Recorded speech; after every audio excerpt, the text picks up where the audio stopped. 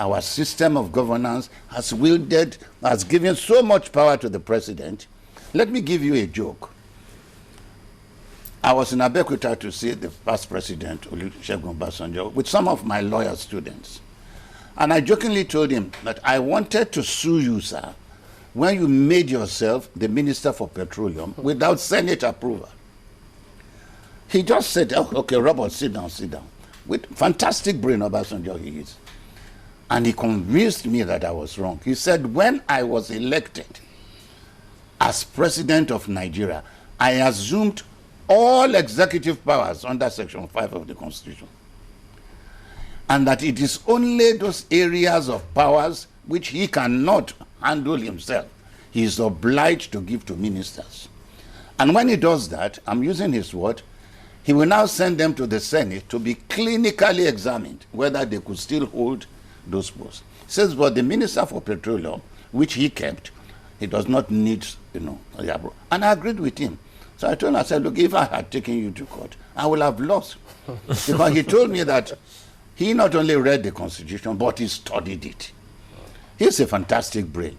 But that is not the topic for today. Most of the ills in Nigeria today came under his regime. So was parliamentary system a better system for us? It is, because you have asked me this question here. When you have a president who is not accountable to anybody, in South Africa today, the president is a member of parliament. When you have a minister who is not accountable to any constituency, but only to Mr. President, why have they been able to steal 25 billion? It's because there is no control. If a head of a parastatal can steal 25 billion and nobody says anything about it, you can imagine what ministers who have control. You know, the problem is not with the individuals. The problem is with the institution that allows such things to be done. But we had this same system before, and it didn't take us long before we came. No. The system changed when accountability was granted to politicians under Babangida's regime.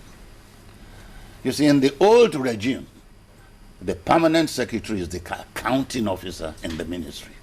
The minister has nothing to do with accounting. But during the military regime of Babangida, ministers were now asked to be responsible for accounting purposes. That is where the whole thing went wrong. Therefore, you find now a minister will award contracts in advance of any tenders board being this thing. And he just, calls members of the tenders board just for ratification. Whether the jobs are done, they are not done. I told you the incident of a minister who awarded himself 32 billion contract, wanted to contest gubernatorial election. His party refused him, PDP. He transferred to another party, took a contract of 32 billion to himself, took the money, used it for campaign. When he lost now, the PDP now took him to EFCC. He's in court now. How could he have awarded himself a contract for 32 billion? It is the system. We have to change the system of governance in this country. To the parliamentary system? I believe it's the one, because you will be accountable to parliament. If you award a contract, we see it in the paper, and parliament is sitting, a member will ask you, how did you award this contract? But here, nobody asks any question, because there's no avenue to ask for it.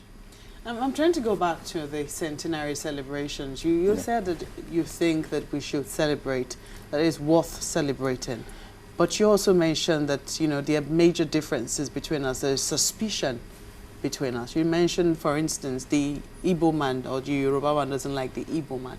Is it because of politics, or is it we as a people amongst ourselves, we don't like ourselves? It's not the politics. I have met it. I came to Lagos 68 years ago as a young boy of 6 years old or 5.5 years. The enmity has always been there. We call them Yamiri. I'm not a Yoruba man, but I speak the language so fluently now. But I knew the Shikism has always been there. The Igbos were controlling the police force then. And you find the Igbo man's wife would start out fighting. At the next time, police. So the Shikism has been there. The Ijos and the Shekiris They have never agreed. Even though in the night, the German calls the security woman in the room, and you find, they have children. The Bibios and the Calabars, they have never, we've met it right from our childhood. The Calabar man believes the Bibio man has been his houseboy. They've gained their independence now through Babangida giving them a state. The Cross River state generally, or the River state, don't like the Igbos. That is why Bakassi seceded. Because the attitude of the Igbo-dominated Northern Eastern House of Assembly drove them away from Nigeria. Whereas the northern counterpart of Cameroons, that was accepted as part of northern region, decided to stay with Nigeria. Today it is Gongola State, called Gongola State, with Mubi as the capital. They were all northern Cameroons. So you can see that the dichotomy has been there, the differences have been there. When it's not politics. When we were young in Lagos, NCNC, led by Zeke, were winning elections up to 1954. So it is not a question of politics. No, because a host of people will say that politicians know the differences and they sometimes exploit those differences, possibly even exaggerate them. You are correct. Blow them out of proportion. You are correct. So as to get political power. Look, two things politicians use in Nigeria: ethnicity and religion. And those are the two dangerous things that can destroy this country. When a politician does something bad, he now runs under the ethnicity factor. And his people are ready to cover him up.